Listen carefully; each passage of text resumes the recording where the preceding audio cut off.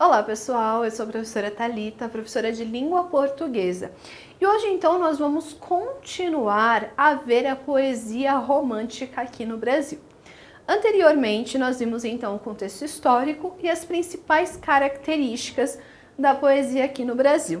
Então agora, dando continuidade, vamos focar especificamente na poesia. Então, gente, a poesia romântica aqui no Brasil dividiu-se em 3 gerações com traços bem distintos. Cada uma revelou uma das diversas faces do romantismo. A primeira nos mostrou a face nacionalista, a segunda, a face da exacerbação sentimental, e a terceira, a face de cunho social liberal. Então, o que a gente pode entender aqui? No Brasil, na parte de poesia, nós realmente tivemos 3 gerações. Primeira, gente, é a face nacionalista do romantismo, onde nós vamos ter o destaque para a figura do índio. A segunda é a questão do sentimento, tá? Então, o sentimento que vai ser extremamente valorizado, mas o sentimento, gente, de forma até exagerada. E por último, é a face social liberal. Então, aqui no Brasil, especificamente, a gente vai ver mais essa questão da escravidão, a libertação dos escravos. Falando então, gente, da primeira geração, que pode ser chamada de nacionalista ou de indianista. Essa geração caracterizou-se fundamentalmente por abordar os seguintes temas: a saudade da pátria, o indígena, a exaltação da natureza, a religiosidade e a impossibilidade amorosa. Os 2 nomes dessa geração foram Gonçalves de Magalhães e Gonçalves Dias. O primeiro autor da primeira obra romântica, Suspiros Poéticos e Saudades, e de uma tentativa de épico indianista, Confederação dos Tamoios, possui apenas importância histórica. Então, gente, essa primeira geração vai ter sempre coisas relacionadas à pátria, seja a saudade dela, seja a figura do indígena, seja a nossa natureza, mas também a gente tem religiosidade e a impossibilidade amorosa. E aqui nós temos 2 Gonçalves como os grandes representantes.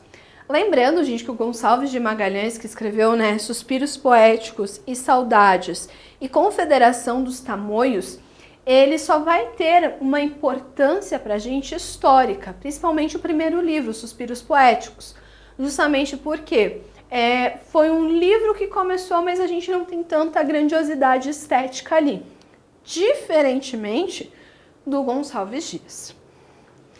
Então, a poesia, gente, do Gonçalves de Magalhães tem pequena relevância estética, tem como função marcar o nascimento do romantismo do Brasil. O principal nome dessa geração é Gonçalves Dias. Então, como eu citei anteriormente, nós não temos grande valor estético na obra do Gonçalves de Magalhães, então a gente só tem ele como marco histórico realmente, porque a gente sempre tem o livro inaugural do movimento literário. E o grande modelo aqui, o grande autor, é o Gonçalves Dias, que é sobre ele a gente vai falar agora. Gonçalves Dias, gente, sua obra caracteriza-se pela exaltação da pátria, pela tematização indianista e pela idealização do amor. Na temática indianista, observa-se a coragem, a generosidade e a honra do indígena em Ijucapirama. Gente, o Gonçalves Dias, então, ele vai ser total primeira geração. Então, ele vai falar sobre o indígena, ele vai exaltar o Brasil e vai idealizar o amor. Tanto que nessa temática indianista, gente, o poema que se destaca, é Ijucapirama. É um poema que faz parte de um livro de poemas chamado Os Últimos Cantos. Lembrando, gente, que ele tem primeiros cantos e últimos cantos. Esse poema conta a história de um indígena tupi que vai ser sacrificado em um ritual antropofágico. Desesperado por saber que, com sua morte, seu pai cego fica perdido na floresta, ele implora para não ser morto.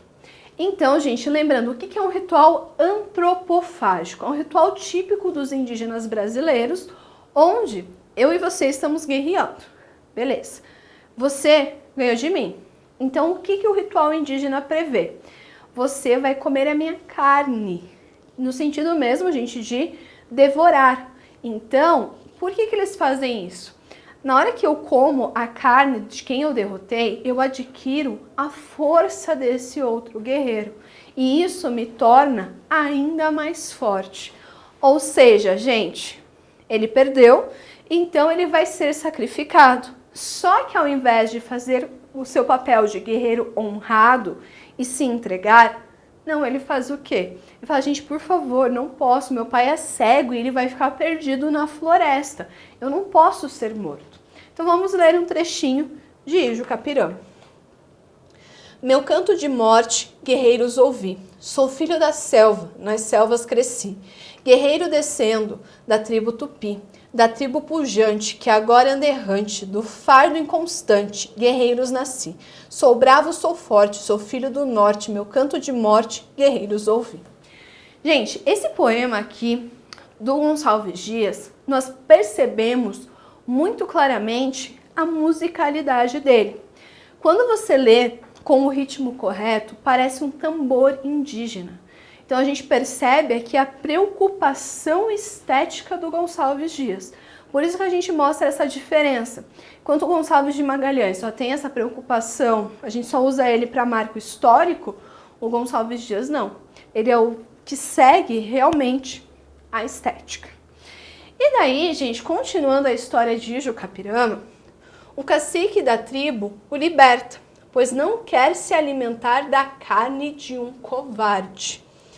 Mentistes que um tupi não chora nunca, e tu choraste. Parte, não queremos, com carne vil enfraquecer os fortes. Então a gente percebe, gente, que eles acabam não querendo, então, executar, o ritual antropofágico, justamente porque se ele chorou, ele não é um guerreiro digno. Então, se a gente comer a carne dele, ele vai nos enfraquecer. Então a gente percebe que como a história, vai sendo moldada. Então, o que vai acontecer? O indígena tupi vai embora à procura de seu velho pai. Quando o encontra, este sente o cheiro das tintas do ritual antropofágico e pede a seu filho que o leve imediatamente à tribo inimiga. Chegando lá, pede ao cacique que sacrifique seu filho, pois ele era digno da morte. O cacique conta-lhe o acontecido. Envergonhado, o velho índio renega seu filho. Gente, lembram que eu citei anteriormente essa questão da coragem? Então a gente percebe aqui que o pai do índio, ele leva isso muito a sério, a questão da coragem.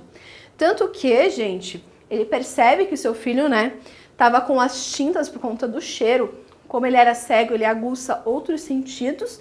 Então ele percebe pelo cheiro que ele estava com as tintas no corpo, então do ritual antropofágico. Só que daí, gente, ele pede então que seu filho o leve na tribo inimiga. E chegando lá, ele fala, não, meu filho é digno da morte. Como assim vocês não vão matar o meu filho?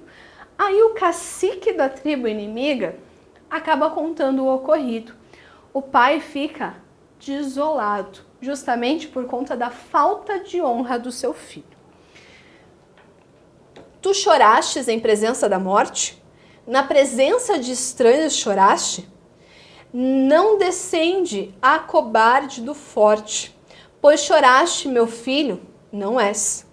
Possas tu, descendente maldito, de uma tribo de nobres guerreiros, implorando cruéis forasteiros, serem presa de vis a Aimorés.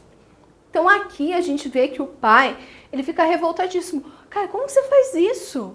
Olha a vergonha que você está fazendo a gente passar. Nós somos descendentes de guerreiros. Guerreiros não choram, guerreiros vão lá e honram a sua palavra, lutam e se tiverem que morrer, eles vão morrer. Entretanto, o indígena tupi avança sobre os inimigos e luta bravamente, recuperando sua estima de guerreiro e se tornando digno da morte honrosa. Ao final, vemos que, na verdade, tal história aconteceu em um passado longínquo e está sendo contada por um indígena Timbira. Então, gente, ele acaba revertendo toda essa história, justamente porque ele avança nos inimigos e luta, sendo assim tornando-se novamente digno de uma morte honrosa, algo que é muito importante dentro da cultura indígena. E daí, ao final do poema, então, nós descobrimos que, na verdade, essa história aconteceu faz muito tempo e está sendo contada, então, por um indígena de mesma tribo. Assim, o Tibira, coberto de glória, guardava a memória do moço guerreiro, do velho Tupi. E à noite, nas tabas, se alguém duvidava do que ele contava, tornava prudente. Meninos, eu vim. Então a gente percebe, gente, que essa honra ser levada a sério é muito importante aqui. Tanto que o pai cego, mesmo sabendo de todas as dificuldades que ele iria passar, ele honra com a sua palavra. Bom, gente, espero ter ajudado vocês em mais uma aula de língua portuguesa. Até a próxima!